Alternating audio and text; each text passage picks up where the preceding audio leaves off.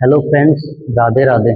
आज का अपना स्टडी का कंटेंट रहने वाला है सिट्रिक एसिड पथवे, जो कि कार्बोहाइड्रेट मेटाबॉलिज्म से ही रिलेटेड लास्ट क्लास में हमने डिस्कस किया था। ग्लाइकोलाइसिस पथवे आज हम डिस्कस करेंगे सिट्रिक एसिड पथवे। तो पथवे वाला जो चैप्टर है मेटाबॉलिज्म वाला, सबसे इम्पोर्टेंट चैप्टर है। कार्बोहाइड्रेट सब कार्बोहाइड्रेट हो या फिर एमिनो एसिड हो या फिर लिपिड हो, हर एक बायोमोलिक्यूल के अंदर एक एक दो दो पथवे आते हैं, जो कि इम्पोर्टेंट है और सबसे ज्यादा नंबर का चैप्टर रहने वाला है चैप्टर। तो आओ स्टार्ट करते हैं। फर्स्ट ऑफ ऑल हम पढ़ते हैं बेसिक डिटेल्स, पढ़ेंगे सिट्रिक एसिड साइकिल की, जैसे कि हमने लास्ट टाइम पढ़ा था कार्बोहाइड्रेट वाले, उसमें ग्लाइकोलाइसिस साइकिल के अंदर एक एक नंबर के क्वेश्चन। हमेशा बोलता हूं मैं कि जो भी हम डिस्कस करेंगे किसी भी क्लास में किसी भी टॉपिक के बारे में, उसमें एक एक नंबर के क्वेश्चन के साथ साथ डिस्कस करते चलेंगे। तो फर्स्ट ऑफ ऑल देखो, सिट्रिक एसिड पथवे। सिट्रिक एसिड पथवे होता क्या है? It is central पथवे for the release of energy from acetyl CoA। कि एनर्जी के फॉर्मेशन का सेंट्रल पथवे है कि सिट्रिक एसिड साइकिल के थ्रू भी एनर्जी का ही फॉर्मेशन होता है। ग्लाइकोलाइसिस साइकिल के थ्रू भी एनर्जी का फॉर्मेशन हो रहा था, सिट्रिक एसिड साइकिल में भी एनर्जी का फॉर्मेशन होगा। और एनर्जी का फॉर्मेशन किसके थ्रू होगा? एसिटाइल CoA के थ्रू होगा, को एंजाइम ए। अब एसिटाइल को एंजाइम ए है, वो कहाँ से प्रोड्यूस होगा? Which is produced from catabolism. दो टर्म आती है देखो, कैटाबोलिज्म का मतलब होता है फॉर्मेशन और एनाबोलिज्म का मतलब होता है break down. Anabolism break down और कैटाबोलिज्म फॉर्मेशन। ठीक है, तो एसिटाइल CoA जो एसिटाइल को एंजाइम ए है, ये कहाँ से प्रोड्यूस होगा? कैटाबोलिज्म होगा। किनका कैटाबोलिज्म होगा? कौन कौन से बायोमोलिक्यूल का कैटाबोलिज्म होगा? कार्बोहाइड्रेट का, फैटी एसिड का एंड सम एमिनो एसिड्स। कुछ ऐसे एमिनो एसिड्स भी हैं जिनका जब कैटाबोलिज्म होगा, कैटाबोलिज्म मतलब जिनका जब फॉर्मेशन होगा, उस टाइम पे क्या होगा? एसिटाइल CoA प्रोड्यूस होगा। कि मान लो कार्बोहाइड्रेट है, कार्बोहाइड्रेट का फॉर्मेशन हो रहा है, catabolism of carbohydrate, formation of carbohydrate, formation of fatty acid and some amino acid. जो सिट्रिक एसिड साइकिल है, वो सिट्रिक एसिड साइकिल एक सेंट्रल पथवे, एक कॉमन पथवे होता है, जिससे कि एनर्जी का फॉर्मेशन होगा। और एनर्जी का फॉर्मेशन एसिटाइल CoA से होगा। एसिटाइल CoA कहाँ से आएगा? जब कैटाबोलिज्म होगा, कार्बोहाइड्रेट, फैटी एसिड और एमिनो एसिड। फैटी एसिड मतलब लिपिड है, लिपिड या फैट एक ही बात है। इन सबसे क्या होगा? प्रोड्यूस होता है एसिटाइल CoA। जब इनका फॉर्मेशन होगा, उस टाइम पे फिर एसिटाइल CoA और ऑक्जेलो एसीटेट दोनों के कॉम्बिनेशन से फिर ये साइकिल आगे बढ़ेगा। ठीक है, और एसिटाइल CoA का और फॉर्मेशन कहाँ से होता है? कि कार्बोहाइड्रेट का मेटाबॉलिज्म हो गया या फैट का है ना, बहुत ज्यादा क्वांटिटी के अंदर मेटाबॉलिज्म हो जाए, एक्सेसिव क्वांटिटी के अंदर फैट का मेटाबॉलिज्म हो जाए, तो उस टाइम पे जो फैट है वो कौन सी फॉर्म में स्टोर हो जाते हैं? कीटोन बॉडीज की फॉर्म में स्टोर हो जाते हैं। और उस टाइम पे एसिटाइल CoA का भी ज्यादा फॉर्मेशन होता है। फिर वो एक्सेस एसिटाइल CoA वो कहाँ पहुंचता है? माइटोकॉन्ड्रिया के अंदर, और वहां पे फिर ये साइकिल्स परफॉर्म होता है। दूसरा, the citric acid cycle is a sequence of reaction. ये सिट्रिक एसिड साइकिल है, ये पथवे है, ये क्या है? एक रिएक्शन का ही तो सीक्वेंस है। ग्लाइकोलाइसिस साइकिल है, उसमें भी तो रिएक्शन ही हो रही थी कि ग्लूकोज से ग्लूकोज 6 फॉस्फेट बन रहा था। इसमें भी क्या है? एक सीक्वेंस होता है रिएक्शंस का, जिसके अंदर in which acetyl CoA is completely oxidized to CO2। कि इस जो सिट्रिक एसिड साइकिल है, वो एक रिएक्शन का एक सीक्वेंस है। इसके अंदर एसिटाइल CoA का कंप्लीटली ऑक्सीडेशन होगा, और कंप्लीटली ऑक्सीडेशन होने के बाद इसमें ऑक्सीडाइज हो जाएगा, CO2 के अंदर ऑक्सीडाइज हो जाएगा। This is called respiration. Means ये है कि जो जितने भी पथवे हैं, वो सारे के सारे पथवे बायोकेमिस्ट्री में एक दूसरे से जुड़े हुए हैं, मतलब लिंक है, एक चैन की टाइप में फॉर्मेशन हो रखा है। और जो रेस्पायरेशन का जो साइकिल्स है, उनसे भी ये पथवे क्या है?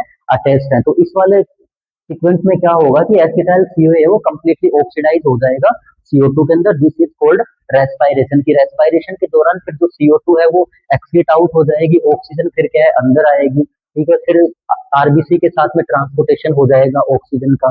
4 मोलिक्यूल का ट्रांसपोर्टेशन होता है ऑक्सीजन का। फिर हिम है, हिम के साथ 4 मोलिक्यूल जुड़ेंगे तो ब्लड का रेड कलर हो जाएगा। तो सारे के सारे जो पथवे है वो एक दूसरे पे अटैच्ड होते हैं। अब देखो इसके बाद में मैन एक एक नंबर के क्वेश्चन, इतना तो आपने पढ़ लिया कि एसिटाइल सीओए से बनेगा, ये साइकिल चलेगा। एसिटाइल सीओए कहाँ से आएगा, जब इन बायोमोलिक्यूल्स का कैटाबोलिज्म होगा, फॉर्मेशन होगा, फिर ये सीक्वेंस रिएक्शन है, सीक्वेंस साइज में कंप्लीटली ऑक्सीडेशन हो जाता है। तो अब देखो सिट्रिक एसिड साइकिल को और किस किस नाम से जाना जाता है, also known as Krebs cycle और TCA cycle. Citric acid cycle को क्रेब्स साइकिल भी बोलते हैं और टीसीए साइकिल भी बोलते हैं। एग्जाम में कंफ्यूज नहीं होना है, टीसीए नाम से भी आ सकता है, क्रेब्स साइकिल नाम से भी आ सकता है, सिट्रिक एसिड साइकिल के नाम से भी आ सकता है। टीसीए की फुल फॉर्म क्या होगी, ट्राई कार्बोक्सिलिक एसिड साइकिल। ठीक है।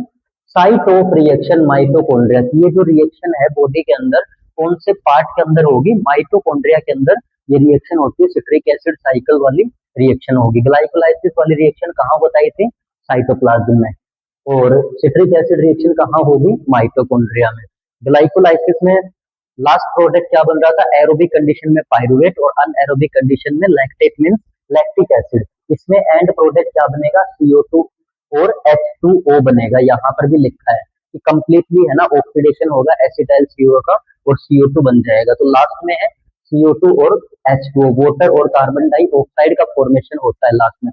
टोटल एटीपी कितनी बनेंगी इसमें, टोटल एटीपी 12, टोटल एटीपी आएंगे इसमें 12 गेन होंगी। ग्लाइकोलाइसिस साइकिल में कितनी थी टोटल एटीपी, टोटल एटीपी 10 थी, एरोबिक कंडीशन में 8 और एनएरोबिक कंडीशन में 2 थी। तो इतना जो कंटेंट है इसमें इतना याद रखना है, also known as Krebs cycle और TCA cycle. Site of reaction mitochondria के अंदर ये साइकिल होता है, पथवे परफॉर्म होता है। And product last product CO2 और H2O बनेगा। टोटल एटीपी इसमें 12 गेन होगी। उसके बाद में एसिटाइल COA से एनर्जी का फॉर्मेशन होगा इसके अंदर और फिर एसिटाइल CO लास्ट में कार्बन डाइऑक्साइड में चेंज हो जाएगा। ठीक है। तो आओ अब स्टार्ट करते हैं, पथवे देखते हैं। ग्लाइकोलाइसिस के बाद में नेक्स्ट पथवे है अपना सिट्रिक एसिड साइकिल। तो देखो एसिटाइल COA, एसिटाइल COA कहाँ से आया है, एसिटाइल COA की फैट का ज्यादा मेटाबॉलिज्म हो गया तो एक्सेसिव क्वांटिटी में एसिटाइल COA बन गया। फिर उस एसिटाइल COA का यूज कब करेंगे, एनर्जी के फॉर्मेशन के लिए यूज करेंगे कि उस टाइम पे जब कंडीशन ऐसी हो कि ग्लाइकोजन का स्टोरेज कम हो रहा हो या ग्लाइकोजन का स्टोरेज ना के बराबर हो रहा हो, ग्लाइकोजन स्टोर नहीं हो रखा है लीवर में, तो उस टाइम पे क्या है एसिटाइल COA एक्सेसिव बन गया है, फैट का ज्यादा मेटाबॉलिज्म हो गया है, तो वो एसिटाइल COA माइटोकॉन्ड्रिया में पहुंचेगा। अब देखो साइकिल के स्टेप्स, एसिटाइल COA और ऑक्जेलो एसीटेट या ऑक्जेलो एसिटिक एसिड भी बोल सकते हैं। ऑक्जेलो एसीटेट से क्या बनेगा, फर्स्ट स्टेप के अंदर ऑक्जेलो एसीटेट से बनेगा सिट्रेट। याद कैसे करना है कि एसिटाइल COA वहां पढ़ लिया तो याद रह जाएगा। एक याद करना है ऑक्जेलो एसीटेट, तो एसिटाइल COA और ऑक्जेलो एसीटेट से क्या बनेगा, सिट्रेट बनेगा। सिट्रेट बनेगा, बनेगा मतलब कोई प्रोडक्ट बन रहा है, इट मीन उसका फॉर्मेशन हो रहा है, मीन्स सिंथेसिस हो रहा है। सिंथेसिस किसका हो रहा है, सिट्रेट का। सिट्रेट को सिट्रिक एसिड भी बोल सकते हैं। तो सिट्रेट का सिंथेसिस हो रहा है तो सिट्रेट लिख देंगे, और सिंथेसिस हो रहा है तो सिंथेज लिख देंगे बस। तो कौन सा एंजाइम रिस्पॉन्सिबल होगा, ऑक्जेलो एसीटेट और एसिटाइल COA से फर्स्ट स्टेप के अंदर बनेगा सिट्रेट, और सिट्रेट सिंथेटेज एंजाइम की प्रेजेंस में बनेगा। दूसरी स्टेप में सिट्रेट मीन्स सिट्रिक एसिड। अब सिट्रिक एसिड से सिस एकोनिटेट बनेगा, याद करना है, पहला सी वाला सिट्रेट बना था, दूसरा प्रोडक्ट भी सी वाला सिट्रेट बनेगा। तो सिट्रेट से सिस एकोनिटेट बनेगा, तो एंजाइम कौन सा रिस्पॉन्सिबल होगा, एकोनिटेज। अब सिर्फ तीसरी स्टेप के अंदर सिस एकोनिटेट से आइसोसिट्रेट बनेगा, तो एंजाइम कौन सा होगा, एकोनिटेज। स्टेप कैसे याद करोगे, ये वाला आपको याद रह जाएगा, ये याद रह जाएगा, सिट्रेट बन रहा है तो एंजाइम याद रहता है, जो बन रहा है वही लिखोगे आप, सिंथेटेज। फिर देखो एक बार सिट्रेट से क्या बनेगा, सिस एकोनिटेट, फिर आइसोसिट्रेट। इस सिट्रेट के बीच वाली स्टेप के बाद सिट्रेट का ही प्रोडक्ट बनेगा, बट आइसोसिट्रेट बनेगा, आइसोसिट्रिक एसिड बनेगा। और आइसोसिट्रिक एसिड बनेगा तो जहां पर ये वाला नाम आ रहा है, इससे कोई दूसरा प्रोडक्ट बन रहा हो या फिर इससे खुद का फॉर्मेशन हो रहा हो, सिस एकोनिटेट नाम जहां भी दिख जाएगा, आपको इतना याद रखना है कि सिस एकोनिटेट से आइसोसिट्रेट बनेगा तो भी एकोनिटेज एंजाइम रिस्पॉन्सिबल होगा, और सिट्रेट से सिस एकोनिटेट बनेगा तो भी एकोनिटेज एंजाइम आएगा। मतलब ये वर्ड याद रखना है कि ये वर्ड जिससे बन रहा है तो भी ये एंजाइम आएगा, और इस वर्ड से जो भी कोई दूसरी स्टेप आइसोसिट्रेट बन रहा है तो भी ये एंजाइम रिस्पॉन्सिबल होगा, और दोनों स्टेप के अंदर क्या होगा, वाटर रिमूव होगा। ठीक है, वाटर एक्सेस होगा, बाहर निकलेगा। उसके बाद देखो आइसोसिट्रेट, अब आइसोसिट्रेट के बाद क्या बनेगा, अल्फा कीटोग्लूटारेट। इतना याद रह जाएगा आपको दोनों स्टेप में एकोनिटेज की, इससे जो बनेगा तो भी एकोनिटेज आएगा, खुद का फॉर्मेशन सिट्रेट से हो रहा है तो भी एकोनिटेज आएगा, दोनों प्रोसेस के अंदर H2O बाहर निकलेगा। ठीक है, अब आइसोसिट्रेट से अल्फा कीटोग्लूटारेट बन रहा है, तो जिससे जो बनेगा चौथी स्टेप में, उसी का नाम लिख के क्या लिखेंगे, डीहाइड्रोजिनेज। डीहाइड्रोजिनेज, डीहाइड्रोजिनेज का मतलब क्या, हाइड्रोजन रिमूव हो रहा है ना।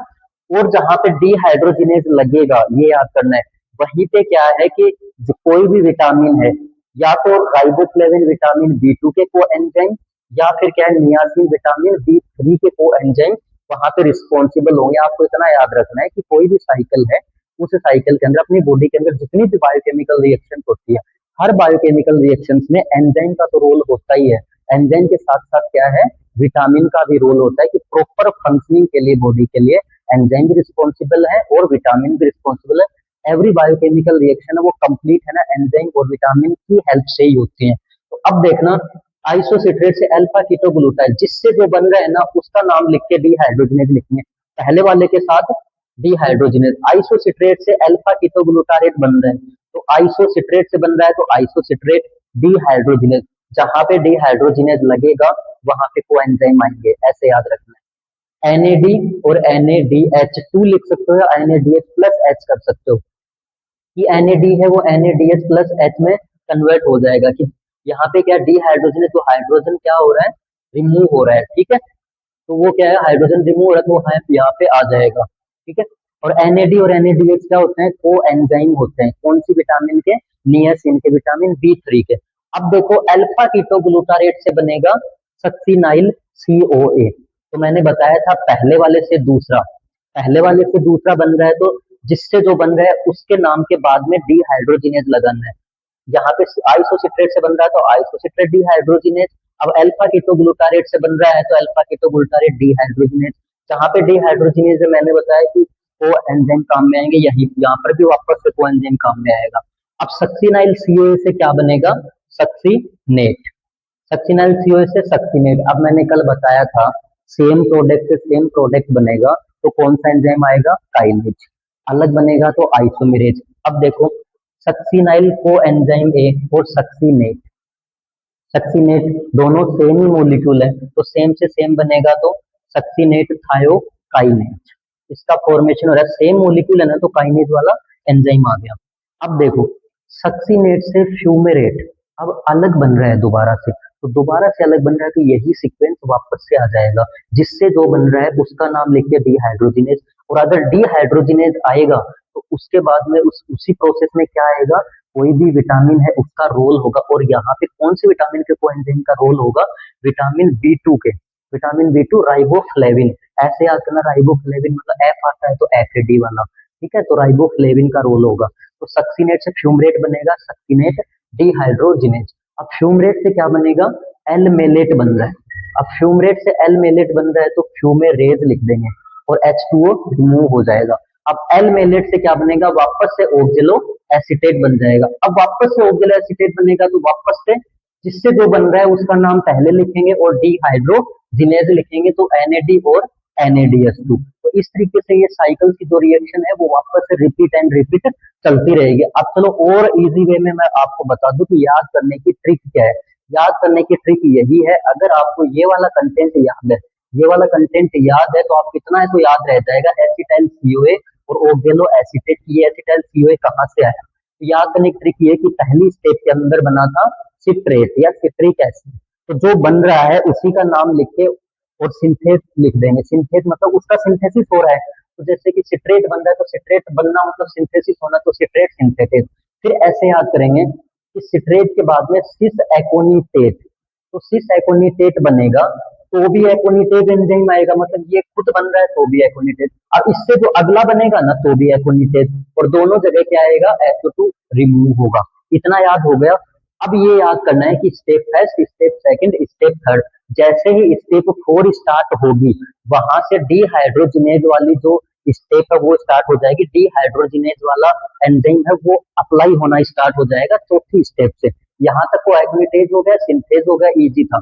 फिर जहां जहां डीहाइड्रोजिनेज लगेगा वहां वहां एनएडी आएगा, तो 2 बार कंटिन्यू लगेगा, ये नाम आपको याद रखने हैं। आइसो और डीहाइड्रोजिनेज किसके बाद लगेगा, जिससे जो बन रहा है उसके बाद लगेगा, और जहां लगेगा वहां एनएडी आएगा, तो यहाँ दोनों प्रोसेस भी याद हो जाएंगी। यहाँ लगा एनएडी आया, यहाँ लगा एनएडी आया। फिर आपको ऐसे याद करना है कि दो प्रोसेस डीहाइड्रोजिनेज वाली थी, उसके बाद जो प्रोसेस आएगी उस प्रोसेस में क्या लगेगा, काइनेज वाला एंजाइम लगेगा, क्योंकि वो सेम मोलिक्यूल से सेम बन रहा था, मैंने कल भी बताया था लास्ट क्लास में। तो सक्सीनेट, सक्सीनेल से सक्सीनेट थायोकाइनेज। फिर आपको ऐसे याद करना है कि दो के बाद एक बार सेम वाला काइनेज वाला, फिर उसके बाद ये वाला जो रोटेशन है वो वापस से रिपीट होगा, पर अब की बार क्या आएगा, एनएडी की जगह पे एफएडी आएगा। बस इतना याद कर लेना। तो सक्सीनेट से फ्यूमरेट बन रहा है, तो सक्सीनेट डीहाइड्रोजिनेज, और एफएडी से एफएडीएस2। फिर फ्यूमरेट से मेलेट बनेगा तो फ्यूमरेज एंजाइम। इस फ्यूमरेट से सेम सेम एंजाइम में थोड़ा सा कोरिलेट कर लेना, तो फ्यूमरेज एंजाइम। फिर मेलेट से वापस ओक्जेलो एसीटेट बनेगा, तो मेलेट का डीहाइड्रोजिनेशन हो रहा है, तब क्या बन रहा है, ओक्जेलो एसीटेट बन रहा है। तो इस तरीके से आपको क्या करना है, ये वाला जो साइकिल है वो याद करना है। अब इसकी थ्योरी कैसे लिखोगे, एक बार अगर आपको साइकिल बनाना आ गया तो साइकिल बनाने के बाद है ना, बनाना सीख लिया, तो स्टोरी है ना उसकी आप इजीली लिख सकते हो। लिखोगे कैसे, रटना नहीं है, पूरा कंटेंट वैसे भी नहीं लिखना है, बस इतना लिखना है कि in the first step of citric acid पथवे, कि सिट्रिक एसिड पथवे की जो पहली स्टेप है उसके अंदर क्या होगा, acetyl COA, acetyl COA and ऑक्जेलो acetic acid is, ये दोनों किस में बदलेंगे, सिट्रेट में। ऑक्जेलो acetic acid is converted into citrate या फिर सिट्रिक एसिड। फिर बदलेंगे तो उसमें एंजाइम कौन सा रिस्पॉन्सिबल, सिट्रेट सिंथेज, तो क्या लिखोगे, इन the presence of enzyme citrate synthase, बस।